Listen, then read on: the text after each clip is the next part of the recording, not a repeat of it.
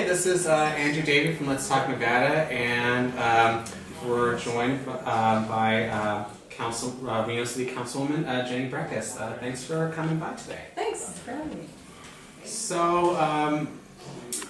So what compelled you to run for Reno City Council in the first place? Well, I first ran in the 2012 election, and I'm up for re-election. And in 2011, things were pretty not good here in Reno. Our city was in very difficult financial shapes. Frankly, the first 18 months I sat on the council, I wasn't sure that we were going to go into whatever insolvency or bankruptcy is for a city in Nevada. We were doing creative cash flow management. We were under the watchful eye of the state for some financial misdoings, and we were negotiating with bondholders to avoid defeasance. So those were tough days. I ran out of great concern back in 2011, 2012. So what do you say, since you've come onto the council and since Hillary Sheedy's been elected mayor, that the current mayor and the current council have moved Reno in a better fiscal direction? Sure. She came on as a council member when I did in 2012, and this being Nevada, boom and bust is in our DNA, right? Trying to break away from that. Yeah. And so now we're on that more familiar trajectory of growth here with what's being called the so-called Tesla effect. And what I look at is I think we really have a once-in-a-generation opportunity to diversify our economy to meet the challenges and the opportunities of growth. Because new economic activity can help us break away from that boom bust and diversify our economy. But it's not going to be handed up to us. We want to be able to maintain the good small town environment we have, maintain services and infrastructure here in our urban neighborhoods. I represent a pretty built out southwest Reno part of town, but also build new communities that are places people want to live. And really, what I like to say is post-recession, it's like the northern Nevada economy is kind of tilted toward the Bay Area economy and tech sort of influence, and it's a big opportunity for us. But a lot of the reason why we're seeing some of that investment coming over the hill is for our affordable housing advantage that is really disadvantaged in the northern California economy. So maintaining housing that is affordable to our workforce is going to be one of the big challenges we have in this next development growth cycle. So what do you think? What do you think the city of Reno can and should do to ensure there's affordable housing available, that people here in northern Nevada aren't essentially priced out of their homes? Yeah, well, I think we need to have a balance of housing types, in particularly urban housing types. We've been on a very suburban building model, and that's a very expensive development form to serve and provide services to. You want a balance of all, and I think we can do more to bring these smaller units on in more urban environments. The millennials want them. There's a lot of evidence that the baby boomers want them as they downsize, but that's only done through strategic investment, and a lot of that is our strategic transportation investments. So some of these urban corridors that have, for example, dead retail, repurposing those, getting the market to want to repurpose those for housing, more mixed use is really key. But we need to lead with some quality investment in our transportation decisions. That's just one. And we'll get to that in a moment. One emerging criticism down south, and as we're seeing the rebirth of downtown Las Vegas, is concern that we're going beyond redevelopment into gentrification. Are you concerned that there has been a lot of gentrification, particularly in downtown Reno, to the point where residents are being priced out, can't afford that downtown lifestyle? Yeah, we're starting to see some displacement here in, particularly in the part of town that I represent, this kind of midtown southwest Reno area. I think again the opportunity or the key is going to be getting new product on, also that comes in a range of price points is going to be important. But really, I think I'm a city planner by training. I went to grad school and then I worked for 3 cities. The 2 big contemporary issues that cities deal with all over the country are how to deal with your complex homeless populations and how to provide affordable housing at broad, levels that of, the range of that match your workforce and the jobs. So those are the big challenges for cities. So what policies do you think Reno should pursue to better maintain that balance and ensure? Sorry. Well, I think there's a couple in particular. We need to be very mindful of the cost of building housing, and one of the costs of building housing is the impact fees that we pay for transportation. A lot of that is designed for suburban development, roads that are going to need to be expanded or capacity. But in an urban environment, that's not really, you're not going to blow up intersections and widen them. You really are going to accept levels of congestion. So we need some policies that have these fees be less and tiered. In the urban core, they're less. And that can help the developers bring a more affordable product to the market. So that's one of the challenges. We also have to look a little bit more at some of our sewer connection fees. We have a real high sewer connection fee, so a tiny house that's 500 square feet with 1 bathroom pays the same sewer connection as your mansion with 5,000 square feet and numerous bathrooms. And so, that's probably not the best government infrastructure policy. So those are some of the things that we're looking at in our new master plan. That's been my biggest priority coming on is with such a reset to our economy, term limits bringing on a whole new council since 2012, is having that 30,000-foot vision of what are our broad policies and our community values going forward. Now, speaking of master plan, I know there's been a lot of talk of late about University of Nevada, Reno's master plan and plans to expand the University of Nevada campus. I know there's been some concern about UNR's eventual hopes to expand south of I-80 and what that might do to historic homes on Center Street.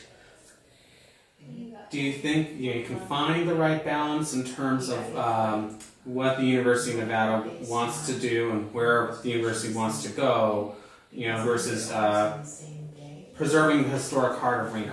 Yeah, town-gown relationships are always a challenge. In fact, relationships between your land use, your neighborhoods, and any public institutions are always a challenge and a balance. With this university, they are pretty tightly bound geographically in their original shape, and they're doing as much as they can to make it more dense.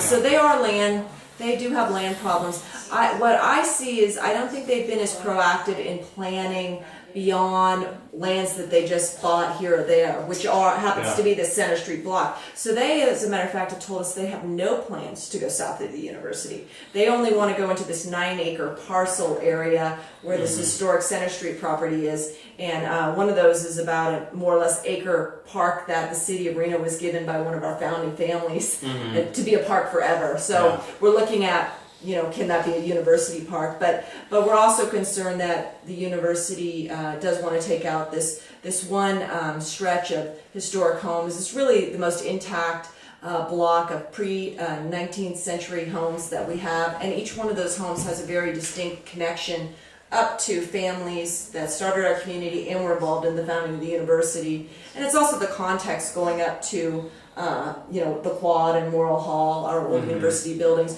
So it would be a tremendous loss to lose those. And so the question that some of us are asking is why isn't the university looking over the interstate? Why doesn't the university consider some of their acquisition powers that they have under state constitution rights? What is their broad vision beyond just, 150,000 square foot business building? I think those are the questions that they're looking for, because they are still very piecemeal in their development plans, not the broader vision of where they're going.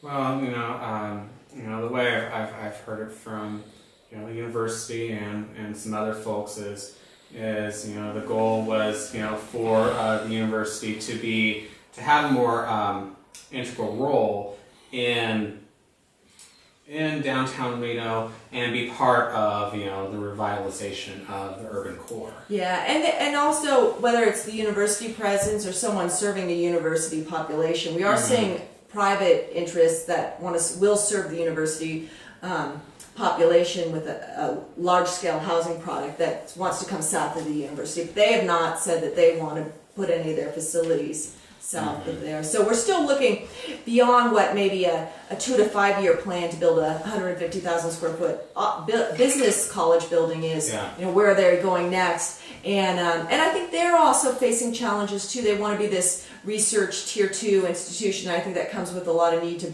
build new facilities. So a lot of us are wondering what is the bigger plan that they're having. Now, staying on the issue of sustainable development, we've seen it in other cities. This movement toward developing more walkable communities, bringing in more mass transit options. What are you doing here in Reno, and what opportunities do you see going forward to continue the work that's being done here in the urban core, and then expand that out to these more suburban areas where they don't have as many public transportation options, and where it's more of a hike just to get from the house to the grocery store?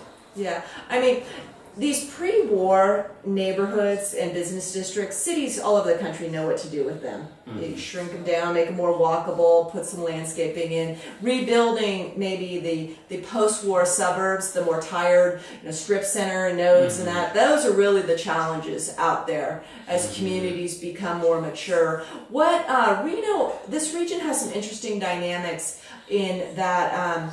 In 2008, we made a decision to index our fuel costs. So we have a very strong, robust local funding source for transportation. And we've opted to use that in a more suburban capacity sort of way. We just did about a $500 million road investment on the east side of the valley. It's called the Southeast Connector. We also have plans for one that it's probably come close to about $1 billion called the Northeast Connector in the north side of the valley. So there's some constituency and advocacy in the community that we need to provide more balanced transportation investments into the urban core, where we do have safety needs. We do want to bring this walkability, and it seems like the mindset has been on very high what they call mega projects, but not so much the $25 to $10 million ones, or even the $1 or $2 million ones that really reinforce the neighborhood identity and safety and quality of life. And I think that you see this all over the country, is these balancing of transportation priorities to help rebuild our communities. And we're not quite there yet. We're starting to have that conversation more and more. And I'm sure it's going on down south. Yeah, also, I'm right? pretty familiar with the problem in Southern Nevada. Even though I'm fortunate enough to live in an area that was pretty well planned. We have some parts of the Las Vegas Valley, where roads are still incomplete, and there are no buses anywhere nearby. What do you think Reno can do to avoid that becoming more of a reality up here? Yeah, well, we at the time we decided to index our fuel, the voters also rejected transit funding, and so we do have big challenges on a sustainable funding source for transit. It's sales tax based, so it very much fluctuates. And the transit planning is really a decision that transit planners make. Is, do you provide low levels of service throughout your region? Your land use map is splattered, so you're going to splatter broad transit, or do you provide high levels of frequency in more of an urban core, so then you can move the needle there in terms of redevelopment there. I think the latter is probably a more favorable one, but you need to have a balance then with your land use decisions. We've had dialysis clinics come out outside of the transit zone. I mean, when someone needs to go to dialysis 5 times a week, and it's out here, and then sometimes they're disabled and need our ADA service to take them out. Those are $13 trips. And so that ADA clinic, that dialysis clinic, they need to come in. And even school siting decisions. So it is a land use working with the transit and the transportation. But what we know is, I think that the way that we get around our cities is really going to change in the future. Yeah. Car ownership, the ride sharing, and we're not even talking about automated vehicles yet.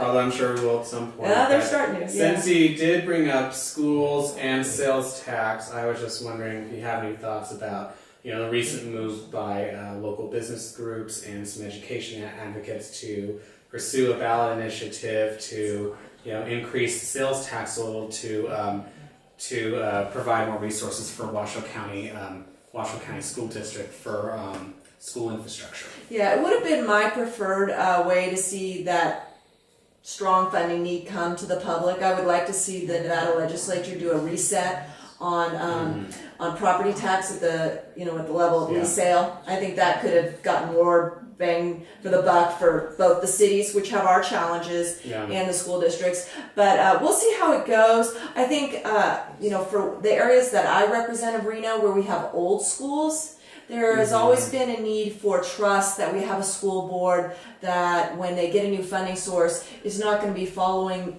the development out at the risk of not rebuilding and maintaining our older schools. That's just a fundamental I think concern you see in these older neighborhoods. And in the last 5-10 years, I think the school district has done a very good job on reinvesting in the older schools and bringing those up on a par to the new facilities. So I think that trust has been developed from these older neighborhoods. And of course we need them for new, we are growing again, we're creating new neighborhoods, so we will need new schools. But I think these older residents from these older neighborhoods want to make sure that on the books with this new funding source, they're going to be seeing continued investment in their existing schools.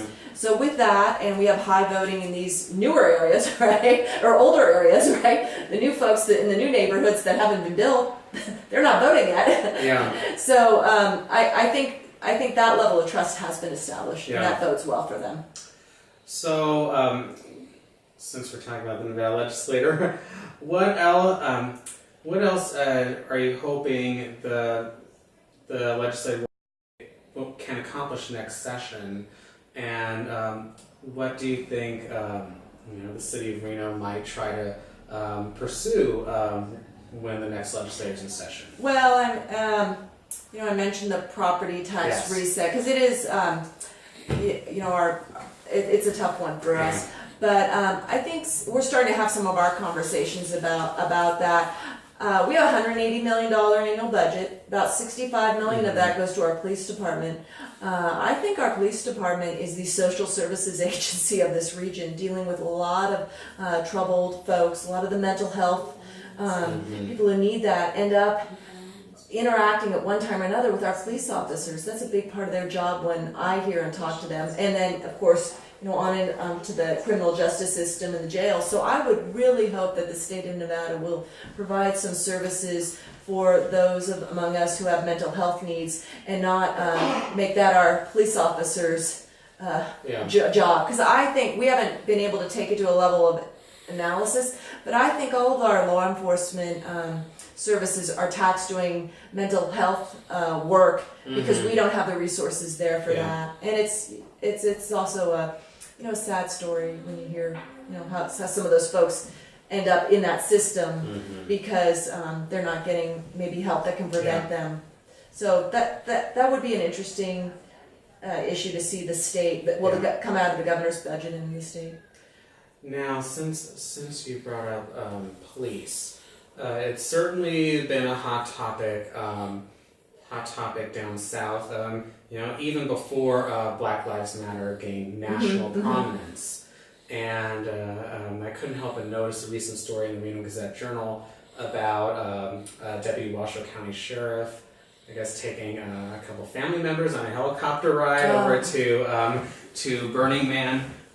Would you say Reno Police Department generally has a good relationship with the community, and where do you see areas for improvement in police-community relations? Yeah, I think one of the undiscussed issues in this area is how successful our police force really has been. Obviously the metro, the Department of Justice oversight on the metro was an issue. I started my career at the city of Albuquerque, that has also gone into issues. Anytime you get any kind of oversight issue, that's just not what a city council member wants. It's a tough spot to be in. The issue with our police force is during the Great Recession, the city of Reno laid off a third of its workforce, including many police, the unimaginable of public safety. And so I hear a lot from residents in my older areas, which is really when they go out to bid on the police beats, they all want to be over here in good, stable neighborhoods. But, break-ins, we just don't have enough patrols. So we're working to strategically rebuild our organization and all those competing needs. So we do a good job. We don't have a lot of that. We have not had a lot of that filter up to us. When it has, it's been very isolated, not maybe where you can draw connections to systemic, because that's where I think communities get into problems. We just are under-resourced. So you would say that is the bigger problem here in Reno when it comes to the police department? I would say not any of these systemic issues that you hear about in some cities where things get to be a problem. Yeah. And close it out. Close it out. Okay.